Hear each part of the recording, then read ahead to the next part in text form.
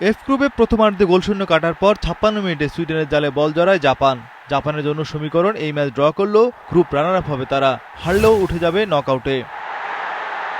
তবে 6 মিনিট পরেই সমতায় ফেরে সুইডেন, টানা দ্বিতীয় ম্যাচে গোল পেলেন অ্যান্থনি এলাঙ্গা।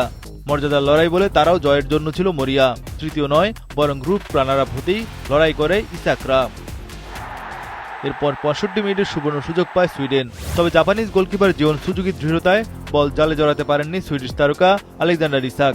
ম্যাচের শেষ মুহূর্তে জাপানকে কোণঠাসা করে রাখে Sweden. Presenting Walton Crystal Series. Switch to premium. Switch to Crystal. ইনজুরির সময় এলাঙ্গা ইসাক দুজনের সামনেই সুযোগ ছিল ব্যবধান গড়ার, তবে জাপানিজ গোলকিপার সুজুকি আবারও দেয়াল হয়ে দাঁড়ান। এতে 1-1 গোলে শেষ হয় ম্যাচটি। ব্লু সামুরাই দল গ্রুপ রানার আপ হয়ে নকআউটে মুখোমুখি হবে ব্রাজিলের, আর গ্রুপের তৃতীয় দল হয়েও 4 পয়েন্ট পেয়ে গ্রুপ পর্বে বাধা টপকে গেল ব্লু অ্যান্ড ইয়েলো দল।